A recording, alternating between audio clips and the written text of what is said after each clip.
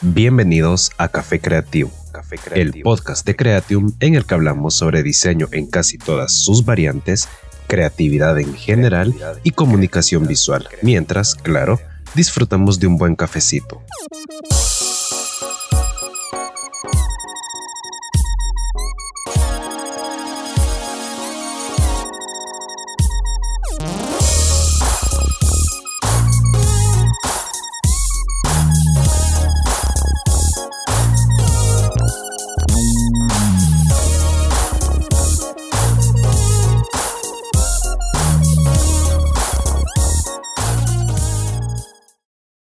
Buenas.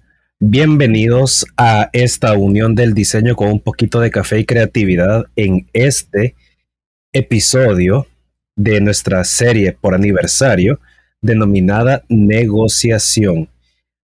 Aquí tenemos la fusión pues de Unidos por el Diseño y Café Creativo de Diseño Uni y Creatium, y el día de hoy tenemos, aparte de tener a Vero por parte de Diseño UNE, también tenemos un súper invitado que son chicas, que ahorita Vero lo presenta. Bienvenidos.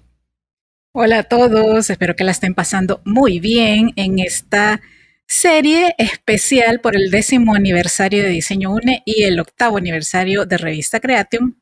Y tal como Ale les acaba de contar, tenemos solo invitados de lujo. De verdad les digo, es un honor poderles compartir a este inspirador, del cual les voy a contar brevemente de su trayectoria. Bueno, en principio, él es ingeniero en sistemas, pero es un hombre de verdad con una trayectoria muy ecléctica, muy interesante.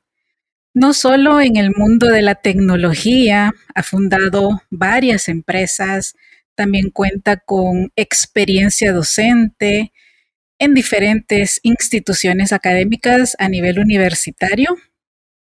Y bueno, es director, fundador de Findex, que ya él nos va a contar un poquito más también de qué se trata. Pero entre sus áreas de acción, de dominio, como les digo, es muy diversa, no solo también desde el lado de los números, sino también desde el apoyo a empresas, emprendimientos, también es asesor, mentor. Bueno, tiene una beta en el mundo emprendedor también muy fuerte y también muy respetable. Yo lo he podido ver en diferentes eventos de emprendimiento y pues se nota cuando una persona goza del respeto, de la credibilidad y del apoyo de diversos colegas en distintas áreas del mundo emprendedor. Y pues tiene una empresa súper interesante que apoya a través de la sistematización de los pagos diversos procesos. Y bueno, podría contarles un montón. También ha incursionado en el tema de las criptomonedas y el blockchain. Solo en la presentación me podría llevar todo el podcast. Hola Nelson, chicas, bienvenido a esta celebración doble. ¿Cómo estás? Muy bien, encantado de estar aquí compartiendo con ustedes, Vero y Ale, pues con esa presentación, pues honradísimo de estar aquí compartiendo un poquito con ustedes, y pues estoy a la orden. Gracias. No, el placer es nuestro, de verdad. Totalmente. Más, pues empezamos. Bueno, Nelson, ¿cuáles son las etapas de una negociación y cuál podrías decir que es la más importante de todas esas etapas? Sí, la negociación creo que es algo que yo diría que cualquier emprendedor debe de saber negociar. De hecho, en la vida cotidiana, y esto es, menciono un emprendedor, debería saber porque es algo que es parte de la vida de una empresa que va surgiendo. Pero en general lo interesante es que la negociación se utiliza en todos los ámbitos. Lo utilizamos en relaciones interpersonales de cualquier tipo, relaciones de pareja, relaciones con con familia, con amigos, en el trabajo. Así es que la negociación pues realmente es una herramienta que nos puede servir en muchos ámbitos. La negociación tiene 5 etapas que son como las más importantes. Pues hay diversos autores que lo plantean de diversas formas, pero yo la veo como que hay 5. La primera es preparación, la segunda es exploración, la tercera es propuesta, la cuarta es intercambio y la última es acuerdo. La primera, que es preparación, bueno, contestando brevemente la pregunta, yo diría que la más importante es la exploración. Hablando brevemente de cada una de las etapas, la preparación es cuando yo voy a hablar con alguien, yo tengo que conocerlo previamente. La comunicación, para mí la comunicación es una de las habilidades más importantes que puede tener cualquier persona. Y en los negocios, pues tiene una relevancia de mucho más peso. Para comunicarse efectivamente, lo que hace falta es conocer quién es el público con el que voy a hablar. No es lo mismo, digamos, por decirlo así, querer contar una historia o querer transmitir, digamos, una historia a niños que a un empresario, que digamos a un adulto, etcétera. Si yo quiero compartir una idea o un concepto con un niño, probablemente un cuento o una fábula sea lo mejor. Con alguien de negocios puede que sea un pitch, etcétera. Pero aquí lo importante entender es que dependiendo de con quién yo vaya a hablar, o más bien el mensaje que voy a dar depende de con quién yo vaya a hablar. Entonces, para saber qué mensaje tengo que dar yo en la negociación, primero tengo que conocer con quién yo voy a negociar. Y esta es la parte de preparación. Realmente entender y conocer aspectos claves de con quién voy a estar negociando, cuál es como, si estamos hablando de un tema de venta, por ejemplo, específicamente, digamos, en qué empresa trabaja con quien yo voy a hablar, cuál es su cargo, cuál es su historial, digamos, de negocios, no solo en esa empresa, sino en las anteriores. Ya a nivel personal también, digamos, qué roles desempeña en la empresa, es alguien que toma la decisión, es alguien que simplemente me va a apoyar, etcétera. Tener todas estas herramientas me va a ayudar realmente a dar un mensaje clave, el mensaje correcto a la persona adecuada. La segunda etapa es la exploración, y esta por mucho es la más importante. Y esto es porque una negociación para mí es como crear relaciones. Digamos, pongo a veces la comparación con, como tal vez con iniciar una relación amorosa, digamos. Cuando uno está iniciando una relación amorosa, uno, digamos, en más que hablar de uno mismo, uno tal vez tiene más que escuchar a la otra persona. Y precisamente esto es lo mismo que se tiene que hacer en negociaciones. Esto ha sido quizás de las experiencias que me ha tocado, a nivel profesional, esta es una de las experiencias que me tocó, digamos, que aprenderlo a la dura, porque después de muchas experiencias, cuando me di cuenta que las negociaciones que yo hacía no funcionaban, es que me di cuenta que era lo que fallaba. Y la regla número 1 de la negociación es: hay que escuchar más de lo que se habla.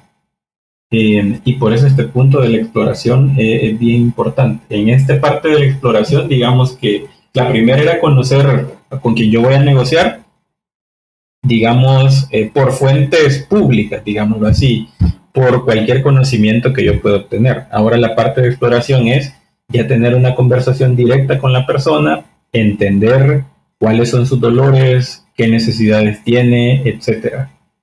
Y esta parte es la que es más rica. A veces uno, cuando quiere negociar, uno hace propuestas y ni siquiera sabe el contexto de la persona. Y si no sabe el contexto de la persona, pues probablemente no sea bien recibida la propuesta porque no es lo que va a resolver un dolor o una necesidad. En esta parte de exploración creo que lo más importante es, por supuesto, escuchar más de lo que se habla y hacer las preguntas correctas. Preguntas que me van a llevar realmente a las necesidades, que me van a dar la oportunidad de dar el mensaje que yo quiero dar. En esta parte de exploración podemos hablar con distintos perfiles de personas. En ventas, por ejemplo, se conoce que hay gente con la que uno va a negociar, con gente que es analítica, que se va a enfocar más en la parte técnica o numérica, gente que busca comodidad, que más bien lo que buscan es que le resuelvan un problema. Y a veces no se fija tanto en el cómo ni en el cuánto, sino más bien si siento que me resuelve el problema, está bien. Hay gente que tiene un perfil más amistoso y que más bien va a depender de si yo personalmente le caigo bien a la persona. Entonces, por ejemplo, esta es una de las cosas que es importante saber en la primera etapa, en la de preparación, para llegar más efectivamente a hablar en etapa de exploración. En esencia, exploración es la más importante y es escuchar más de lo que se habla y sacar la información a través de preguntas. Después viene la propuesta. Esta es donde yo entendiendo qué es, cuál es la necesidad o el problema que se quiere resolver, yo tengo que dar mi propuesta de solución. Y en esta propuesta de solución es donde normalmente va, cuando uno vende, ahí es donde viene incluido el precio. Y en este tema hay que resaltar, y esto es un conocimiento bastante común, que hay que resaltar el valor antes que el precio. Y en esta parte de propuesta, a veces, esto es otro error que me tocó aprender a la dura. Normalmente yo cuando hacía esta parte de enviar la propuesta a mis clientes, por ejemplo, yo os enviaba la propuesta por correo. Pero realmente si lo que quiero destacar es el valor por sobre el precio, esta parte de la propuesta tiene que ser presencial, también tiene que ser una presentación. Porque muy pocos clientes tal vez van a entender, van a poder comprender el valor que yo quiero transmitir únicamente viendo un documento. Pueden surgir dudas que idealmente tienen que ser respondidas en el momento exacto, y para eso vale la pena hacer una sesión, digamos, únicamente para presentar la propuesta. Estas diría que hasta acá son como las tres iniciales que tienen la mayor carga, digamos, o el mayor trabajo en toda la negociación. Después de esto viene un tema de, digamos, lo que a veces, aquí estoy, digamos, planteando todas las etapas de negociación en un contexto completo. Pero a veces esta etapa, que es la de intercambio, es lo que se conoce como realmente lo que es la negociación. Que, ok, yo ya di mi propuesta, mi cliente, digamos, está interesado, pero él quiere una rebaja. Y entonces me dice, ok, me gusta tu propuesta, pero ahora quiero que me des un descuento, que me des este beneficio, etcétera. Y esto es parte de la negociación también. ¿Qué pasa si el cliente me pide un descuento? ¿Lo tengo que aceptar o no? Si me pide un beneficio extra, ¿lo tengo que aceptar o no? O si yo puedo dar un beneficio extra, si yo ya tengo calculado, digamos, que el cliente me va a pedir un beneficio y no lo mencioné en la propuesta, pero como yo sé que me lo va a solicitar en esta etapa, yo lo menciono en este momento.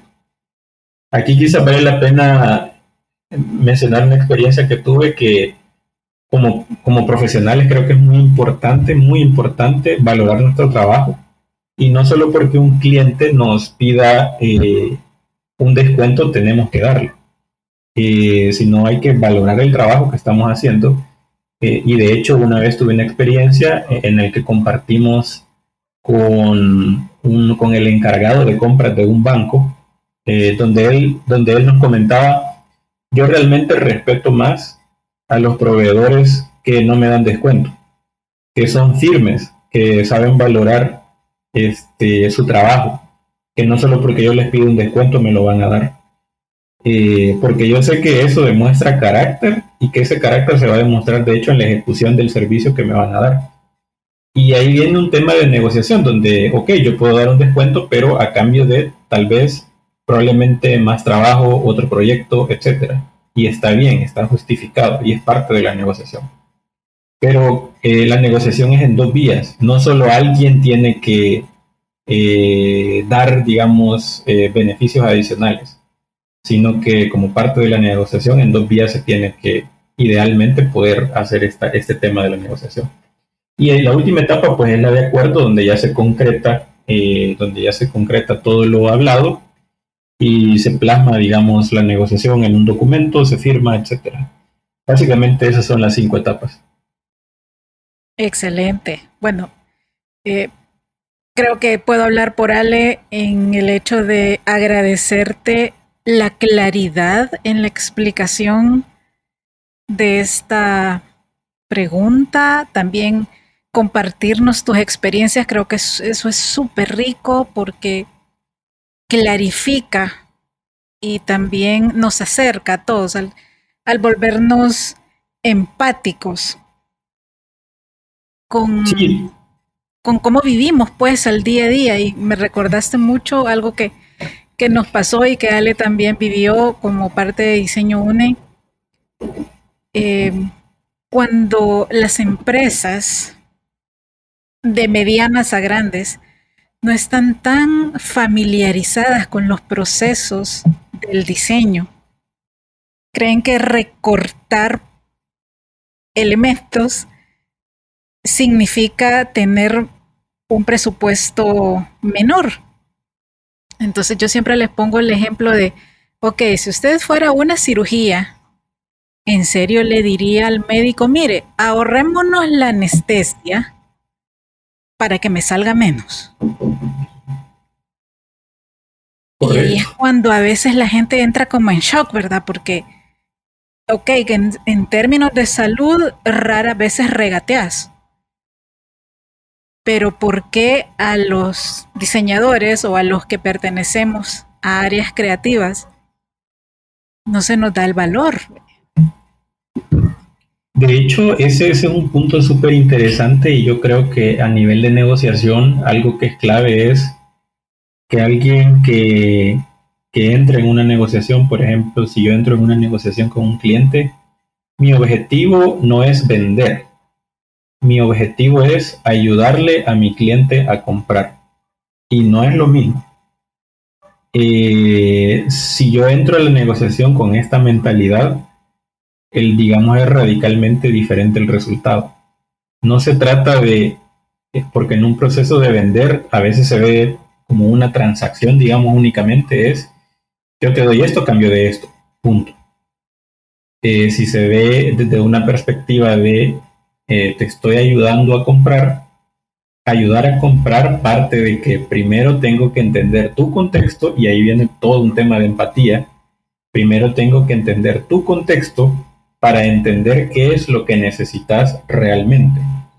Y esto a mí me pasó, tengo una experiencia para contarles que es quizás de una de las más que lecciones me dio. Con un cliente, nosotros en una empresa en la que anteriormente estuve, que desarrollábamos software, desarrollábamos diferentes tipos de software, aplicaciones móviles, páginas web, etc. Un cliente inicialmente nos había buscado por una página web y eso puntualmente quería. Yo llegué con una presentación y yo le dije, qué chivo que quieran una página web, pero además de la página web podemos ayudarles con esto y esto. Se emocionó y me dijo, perfecto, me gusta, ya veo que con ustedes es más que una página web lo que podemos hacer.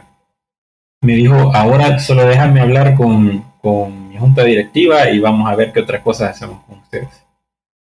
Al final no hicimos nada, porque ellos en ese momento solo querían la página web, no querían otra cosa. Y entonces ahí precisamente yo pequé de querer vender y no ayudarle a comprar. Si yo me hubiera tomado la tarea de entender primero su contexto, entender por qué querían el sitio web en ese momento, entender si en otro momento quería otro otro producto, entonces ahí quizás hubiera cambiado mi planteamiento. Y ahí es donde les digo que es más importante escuchar y preguntar que hablar. Digamos, si en base a estas preguntas yo determino, ok, lo que él quiere puntualmente en este momento es un sitio web y tal vez el próximo año quiere otro producto, entonces ni siquiera le voy a mencionar todo lo demás que hacemos. Ahorita voy a cerrar la página web que él ya prácticamente ya me precompró porque él fue el que me invitó a estar aquí. Si la respuesta de él hubiera sido sí, además de la página web, esta página web está atada a una aplicación móvil, ok, vale la pena mencionarlo. Pero entonces aquí es donde vale la pena hacer como esta investigación previa, entender el contexto, hacer preguntas, y de esta forma nosotros transmitimos exactamente el mensaje que necesita escuchar la otra persona para facilitarle la compra. Y más bien ese abordaje hay que hacer. Hay clientes que son complicados, precisamente como mencionaba, pero hay clientes que requieren quizás todo un tema para ayudarles a comprar. Yo a veces digo que a veces la tarea de un profesional es rescatar al cliente de sus propias necesidades, entre comillas. Porque un cliente no tengo duda que diga, hagamos un diseño más barato. Y él cree que está teniendo un beneficio de eso, cuando realmente no es así. Entonces hay que salvar a los clientes de ese tipo de decisiones. Y eso es parte pues de todo este proceso de negociación. Sí, definitivamente. Bueno, yo toda la vida, bueno, desde que empecé a dar clases con mayor énfasis, siempre he dicho que nos toca educar al cliente, que es una labor constante que también tenemos que hacer, y pues precisamente por eso estamos abordando esta temática a través de diversos profesionales de diversas visiones, para que todos ustedes que nos están escuchando tengan más parámetros y les sea más fácil, o se vayan quitando el miedo más rápido, porque no es algo con lo que salgamos fogueados de la universidad. Es, de hecho, lo que menos vemos. Y bueno, entonces, Nelson, ¿cómo podemos detectar pronto si la negociación no va bien y cómo lo podemos resolver? De hecho, inicialmente creo que si la negociación va a ir bien o mal, se va a detectar hasta la segunda etapa, hasta la etapa de exploración. Ya hablando directamente con un cliente, haciendo las preguntas adecuadas, creo que lo más importante es entender la necesidad. Para mí hay tres aspectos claves que hay que tener súper claros en una negociación. Primero, ¿cuál es mi público objetivo? Y hay que estar claros, y creo que eso como profesionales cuesta, y yo creo que es todo un proceso de aprendizaje, que es enfocar nuestros esfuerzos en nuestro público objetivo y no más de ahí. Entonces partamos desde ahí. Muy probablemente si tengo un cliente que no es de mi público objetivo, tal vez no es predisponerse, pero sí debería de tomar en cuenta que muy probablemente es una negociación que no sea del todo fructífera, en primer lugar. Los otros dos puntos a tomar muy en cuenta es el tema de mi propuesta de valor, mi solución, digamos, y la necesidad de mi cliente. Si yo ante la necesidad de mi cliente, entendiendo la necesidad de mi cliente, mi propuesta de valor es algo que satisface esa necesidad, perfecto. Si es algo que no satisface la necesidad, pues desde ahí creo que es valioso. Eso me ha pasado varias veces, que al yo detectar que realmente mi propuesta de valor, yo creí que inicialmente con un cliente había potencial de negocios, pero después de 10 minutos de hablar, yo puedo decir, no, la verdad es que entendiendo el problema, mi solución no es, y le digo, bueno, siempre hay que tener, digamos, una manera de decir, bueno, creo que no se puede, ¿verdad? Creo que no es mi solución la más adecuada. Uno puede decir, entendiendo su problema, creo que tal vez mi solución no es la más adecuada, pero le puedo sugerir estas otras para que pueda, si es que uno tiene una forma de dar sugerencia, le puedo sugerir estas otras que para que pueda solventar este problema. Ahora, este es el caso de que definitivamente uno detecta, entendiendo el problema, y esto es muy importante, entendiendo el problema, uno detecta que su propuesta de valor no es la más adecuada. Ahora, hay otro caso en el que parcialmente mi propuesta de valor satisface la necesidad. Y aquí digo parcialmente es porque puede ser que mi cliente no tenga todos los datos para responderme si realmente mi propuesta resuelve o no. O efectivamente, digamos, a nivel operativo, técnico, etcétera, mi propuesta realmente solo le soluciona una parte del problema. Y aquí tal vez yo diría que el enfoque de la conversación debe ser única y puramente en el dolor, en qué es lo que se quiere solventar, sin hablar a veces de temas muy específicamente técnicos, o temas así, temas muy de la carrera de uno a veces, temas de diseño, digamos, o de tecnología, etcétera, sin enfocarse mucho en eso, más bien es entender el problema real que siente el cliente. Y si uno considera que no tiene la claridad, como uno debe orientar la conversación es con preguntas, porque puede ser, y esto es algo que tuve que aprender en negociación, que hay gente que simplemente se desvía de la plática, se va por la tangente, se va a hablar otras cosas, o no quiere hablar. Entonces, ¿cómo le sacamos la información que queremos a la gente o cómo dirigimos la conversación? Es a través de las preguntas. Haciendo las preguntas claves, nosotros entendemos realmente cuál es la necesidad y ahí podemos determinar si realmente tiene futuro o no ese negocio. Saber preguntar es todo un arte. Ahí aplica mucho los 5 porqués, por ejemplo, para profundizar en la raíz de los problemas, entender el contexto de tal vez hacer preguntas desde perspectivas diferentes, es como, ok, y esto me ha pasado mucho con mi plataforma. Mi plataforma, por ejemplo, apoya a las empresas en temas contables y financieros, y me ha pasado muchas veces en la negociación que yo hablo con la persona que tiene el problema, que es por lo general las personas de colecturía, digámoslo así, y ellos me dicen, sí, yo tengo este problema y es horrible y su plataforma es lo máximo porque así me puede ayudar a esto. Perfecto. De ahí me pasan la reunión con el gerente financiero y el gerente financiero me dice, no, todo está perfecto. Nosotros nunca hemos tenido problema con esto. Siempre ha sido algo que hemos podido manejar. Ahora, aquí, por ejemplo, hay un tema muy importante que entender que primero el gerente financiero no es el que siente el dolor. Número 1. Y número 2, muchas veces el gerente financiero lo va a hablar desde una perspectiva de ego, digamos, que no quiere que se entienda de que un proceso bajo su mando tiene deficiencias.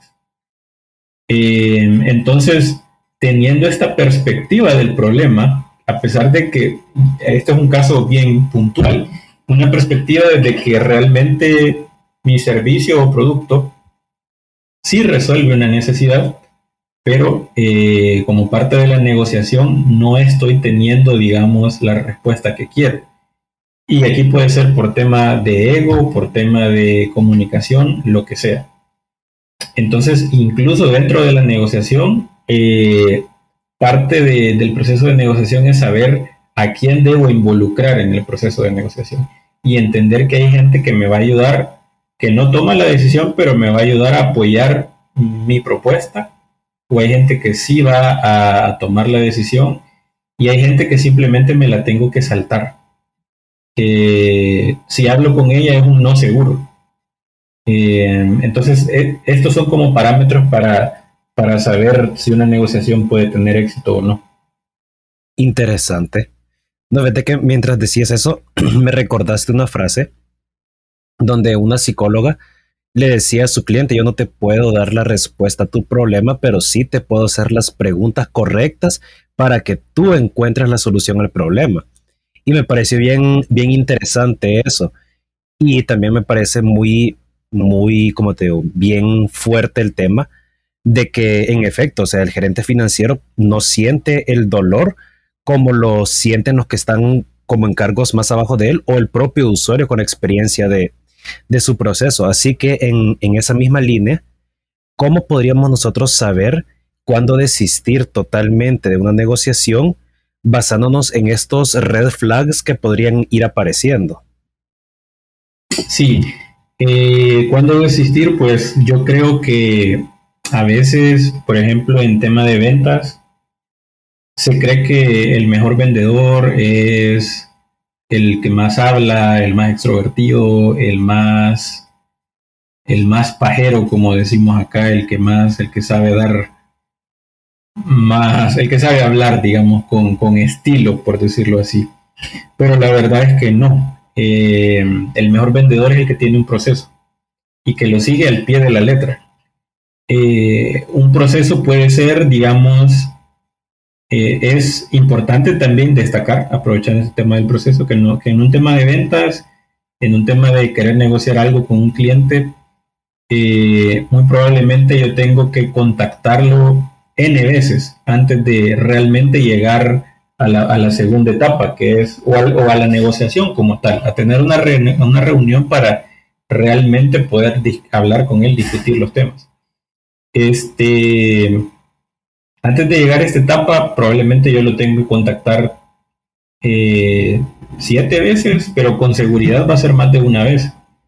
A veces sucede que nosotros cuando queremos vender solo contactamos una sola vez y si no nos contestó creemos que ya no hay oportunidad ahí o que es una negociación perdida.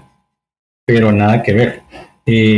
La mayoría de nosotros, de los seres humanos, necesita 7 puntos de contacto para realmente tener en la mente a alguien. Entonces, si ustedes quieren cerrar negocio con una empresa en particular, vayan a eventos donde va la persona con quien quieren hablar, mándenle correo, escriban en LinkedIn. A fin de cuentas, tienen que haber 7 puntos de contacto para que probablemente les hagan caso. Una vez les hacen caso y que ya entran en el proceso de negociación, digamos, lo que se debe hacer es, como mencionaba, seguir un proceso de ventas tal cual. Aquí el proceso de ventas depende de cada empresa, pero implica, por ejemplo, contactar N veces, mandar la propuesta de esta forma, digamos, como mencionaba, después de que se hizo toda la etapa de exploración, la propuesta la tengo que presentar. Si el cliente me dice, no quiero tener una reunión solo para eso, solo mandame el documento, es insistir que no. Y bueno, si por alguna razón no se logra tener una reunión para presentar y solo se manda un documento, pues tener claro que se tienen que hacer probablemente 2 o 3 seguimientos y si después de esto no hay respuesta, pues simplemente ya se dice que no, pues se le dice que no al cliente. En ventas, creo que una de las cosas más importantes que uno debe de aprender es saber a decir que no. O más bien, creo que lo que deriva de eso es saber manejar el tiempo, saber enfocarse en los clientes que sí tienen potencial. Y cómo nos enfocamos en los clientes que sí tienen potencial, diciéndole no a los que no tienen potencial. ¿Cómo vamos a decirles que no a los que no tienen potencial? Siguiendo un proceso. Y ese proceso puede ser, después de enviar una propuesta, máximo 3 correos. Después de, no sé, después de quererlo contactar de N formas, no más de un mes de seguimiento, etcétera. Y aquí digamos que no hay una respuesta genérica que funcione para todos, sino más bien creo que todos tenemos que pulir nuestro proceso de ventas y seguirlo. Y eso es. Y no insistir, no subinsistir, como lo que mencionaba de que tal vez contactar una sola vez y que creer que porque no me respondió no quiere nada, ni sobreinsistir, que ya después de pasado ciertas interacciones creer que me va a responder y muy probablemente no. Wow, me encanta. Te escucho y me pregunto por qué no te tuve en esos 8 programas de emprendimiento que tomé antes. Bueno, que creo que todos aprendemos así de poquito en poquito, en el caso de otros, bueno, de la mayoría más bien dicho, porque son pocos los que a veces hemos tenido oportunidad de ir a esos programas de emprendimiento. A la mayoría nos toca que aprender a la brava, a lo duro, aprendiendo, digamos, dándose cuenta de todas estas cosas por N experiencias que uno tiene. No, es que en serio te digo, yo a veces de verdad parezco terrorista educativa, pero es que de verdad a veces lo que escuchamos es lo mismo y necesitamos escuchar lo útil, tal cual nos lo acabas de explicar. Sí, correcto. Sí, o sea, yo creo que Ale ahorita se está iluminando porque pues a sus 27 estar escuchando información tan puntual, tan clara, o sea, para mí es espectacular, de verdad. Espero Totalmente. que todos los que estén allá del otro lado en los diversos países que siguen a Café Creativo y Unidos por el Diseño, en serio estén tomando nota, porque es este tipo de información ya filtrada y especialmente ya vivida y comprobada, vale oro. Y bueno, podríamos seguir platicando muchísimo con Nelson, pero estoy segura que esta solamente es la primera vez que lo invitamos a los diversos podcasts. Para ir cerrando, Nelson, ¿cómo se entabla una negociación si una de las partes es automatizada? Para entender la pregunta, automatizada en qué sentido. Era tomando en consideración, Nelson, el tema de Págala, por ejemplo, que se encarga de hacer pues colecturía así de forma automática. Si yo como usuario tuviera que negociar algo o cómo me relaciono yo con ese servicio o esa función, ¿cómo se podría llevar a cabo ese proceso? Ok, de hecho, por ejemplo, nosotros tenemos dos targets de clientes en nuestra plataforma. Tenemos un modelo de venta que es puramente de software as a service. Por ejemplo, cuando si ustedes, por ejemplo, pagan Google Apps o cualquier servicio en línea, ahí no hay un proceso de negociación. Porque es una propuesta de negocio predefinida y un servicio enmarcado con un costo enmarcado también. Entonces, realmente no hay donde negociar, es ya algo fijo. Este modelo de negocio está pensado para pequeñas, micro y pequeñas empresas, que entendemos la necesidad de ellos y ya tenemos una propuesta de valor súper específica y muy probablemente las necesidades que pueda tener como microempresa, cualquiera de las microempresas que sean clientes de nosotros no van a variar. Entonces, por eso podemos empaquetar una solución ya con un precio fijo. Ahora tenemos el otro segmento que es el B2B, que están pensados para empresas medianas, que ellos sí van a tener necesidades súper específicas.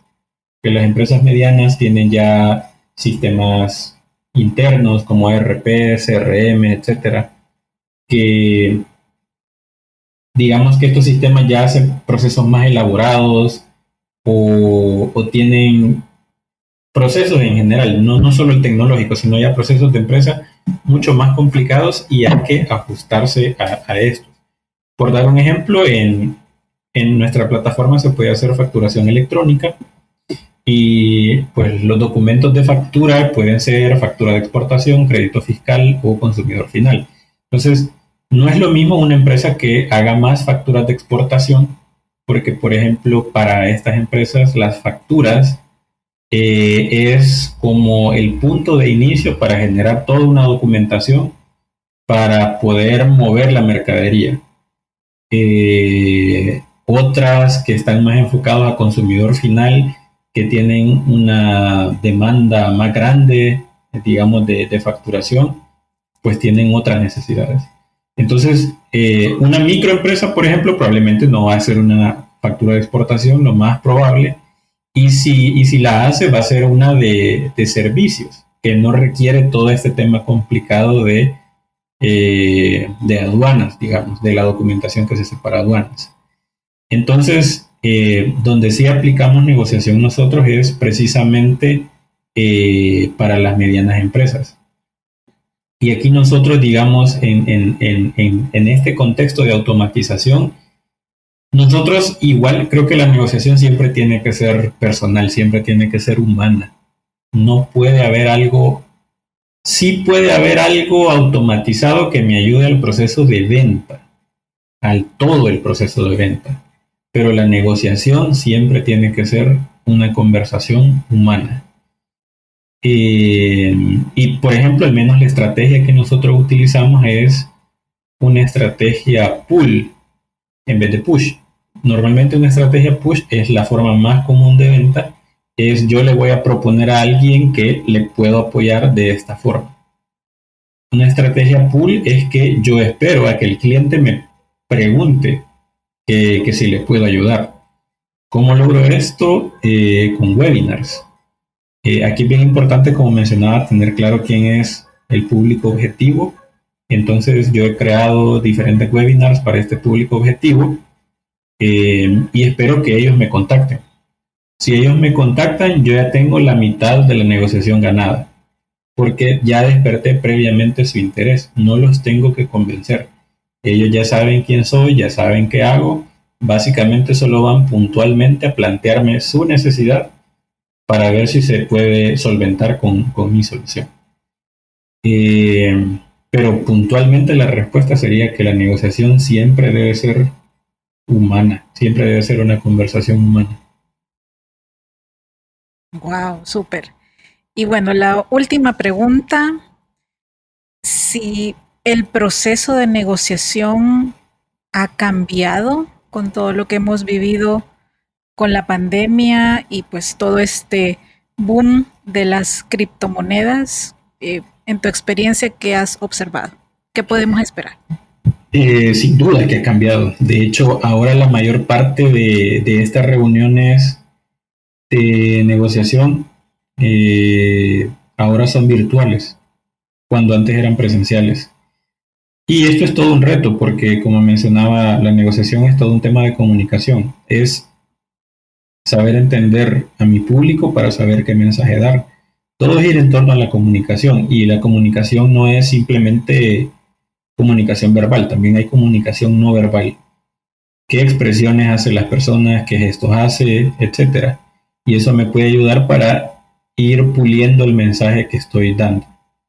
Ahora en negociaciones presenciales, pues se tiene la oportunidad de poder presenciar todo eso. Ahora que muchas, si no es que prácticamente todas de las reuniones se han vuelto virtuales, se pierde bastante de toda esa información, porque incluso hay personas que ni siquiera encienden la cámara, entonces ni siquiera sé qué expresiones está haciendo. No puedo tener más información que lo que me está comentando. Entonces sí hay todo un proceso de adaptación que se debe hacer con base a esto. Probablemente sea de alguna forma solicitar previamente que haya cámara, que haya cámara encendida, hacer esta solicitud, sugerirlo al inicio, utilizar una herramienta que facilite hacer esto también. Hay personas, por ejemplo, que he mencionado que les cuesta utilizar Teams. Por lo general Zoom es a lo que más está acostumbrado la gente por la pandemia. Entonces esto es algo que hay que tomar en cuenta. En cuanto a toda esta revolución digital que ha habido, creo que esas son de las consideraciones que hay que tomar en cuenta.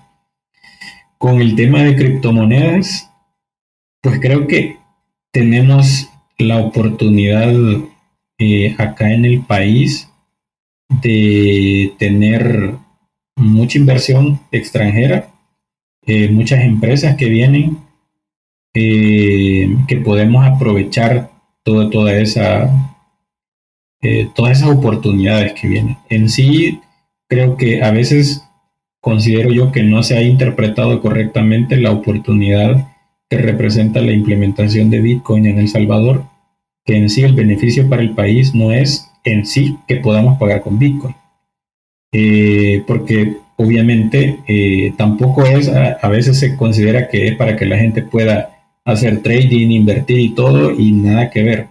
El beneficio del país no es que la gente tenga herramientas para inversión, para hacer trading y para pagar. El verdadero beneficio para el país es la inversión extranjera que ha atraído. Y esa es la inversión que, más bien esa es la oportunidad que tenemos que saber aprovechar.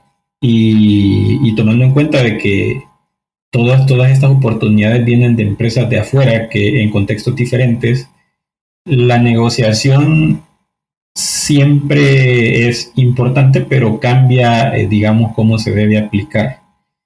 Eh, Creo que todavía hay mucho más tela que cortar, digamos, en cuanto a ese tema.